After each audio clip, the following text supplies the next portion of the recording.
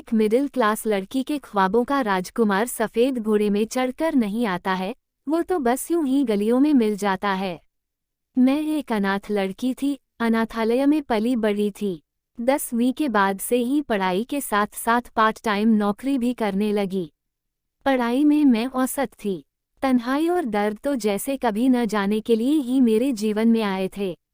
वैसे तो कई क्लासमेट थे मेरे, पर शायद मेरे दर्द को मुझसे अच्छा कोई भी महसूस नहीं कर सकता था। जिस लड़की की न माँ हो, न बाप हो, न कोई बहन और न कोई भाई, उसके लिए जिंदगी एक सजा से कम नहीं होती है। न तो रोने के लिए कोई कंधा, न परेशानी हल करने लिए किसी का साथ। उलझकर रह गई थी मैं अपनी बेकार सी जिंदगी में। न तो मुझे किसी से प्यार था और न मुझे किसी का इंतजार था। लेकिन वक्त को कुछ और ही मंजूर था।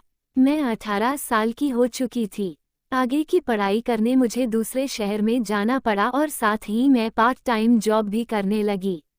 सप्ताह के 6 दिन क्लासेस और ऑफिस में बीत जाते थे और संडे थोड़ा आराम करके खत्म हो जाता था।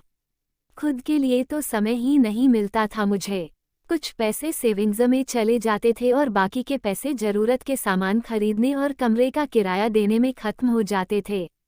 तभी एक दिन में जिंदगी ने एक नई मोड़ ली। मेरे घर के बगल में रहने एक नया पड़ोसी आया।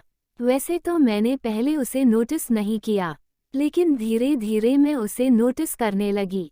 मेरे घर से बाहर जाते वक्त और वापस घर आते समय वो अक्सर छत पर टहलता हुआ मिल जाता था। उस दिन हमने एक दूसरे से पहली बार बात की।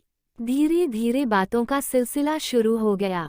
उसने बड़ी ही चालाकी से मुझसे मेरा फ़ोन नंबर मांगा और फिर मुझसे फ़ोन पर बात करने की परमिशन मांगी। अब हम दोनों अक्सर रात रात भर बातें करने लगे। वो पढ़ाई में भी मेरी मदद करने लगा। जब मैंने पहली बार उसे आई लव यू कहा तो उसका चेहरा देखने लायक था। शायद वो नर्वस भी था और खुश भी। उसने मुझे महंगे महंगे गिफ्ट लाकर दिए। हमने प्यार में साथ साथ जीने मरने की कस्में खाई। मैं बहुत खुश थी कि मेरी तन्हाई को दूर करने वाला और मेरा ख्याल रखने वाला कोई मुझे मिल गया था। मैं सपनों की दुनिया में रहने लगी और अपने आने वाले सुनहरे कल के सपने बुनने लगी। वक्त बीतने लगा। देखते देखते 3 महीने गुजर गए। अब उसने बाइक ले ली। हम दोनों बाइक पर घूमने जाने लगे। पर कहते हैं न कि प्यार अंधा होता है, उसके प्यार में मैं अंधी हो गई थी। मैंने उसे पहली बार किस किया। मैं बहुत खुश हुई। एक दिन वो मुझे बाइक में बैठाकर शहर से दूर ले गया। वो मुझे जबरदस्ती एक होटल में ले गया और फिर उस दिन कुछ ऐसा हुआ जिसने मेरा प्यार पर से भरोसा खत्म कर दिया और यह भी बता दिया कि एक माँ अपनी बेटी को इस दुनिया में जीने के लिए जो बातें सिखाती है, वो बातें कितनी जरूरी होती है। उस मुझे माँ बाप की कमी बहुत महसूस हुई। उस बेवफा लड़के ने मेरा बलात्कार किया और फिर मुझे अपने दोस्तों के सामने परोस दिया। कुछ घंटों ने मेरा जीवन बर्बाद कर दिया। उन सब ने अपने हवस की प्यास बुझाई और मैं बेबस बनकर सब कुछ सहती रही।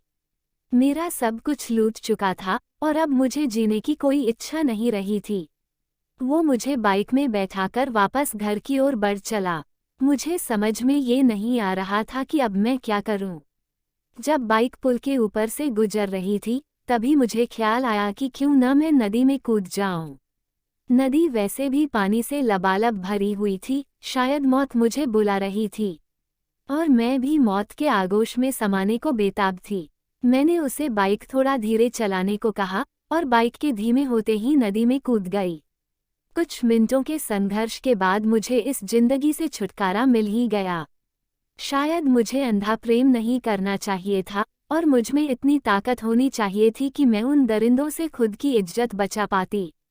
काश मेरी भी कोई माँ होती जो जिंदगी के कदम कदम पर मेरा साथ देती। शायद परिवार का साथ मिलता तो मैं कोई गलत कदम नहीं उठाती। किसी का सच्चा साथ मुझे मिलता तो मैं भी आज जिंदा होती। या फिर गलती इस समाज की है जिसने स्त्री को इतना कमजोर बना दिया है कि वो किसी से अपनी रक्षा भी नहीं कर सकती है। Moral message of the story: प्यार कीजिए, लेकिन प्यार असली है या नकली यह पहचानने की भी क्षमता रखिए। किसी को भी अपना तन मन सौंपने से पहले अच्छी तरह सोच लीजिए। यह मौलिक कहानी आपको कैसी लगी, ये हमें जरूर बताएं। आपके सलाहों और सुझावों का हमें इंतजार रहेगा।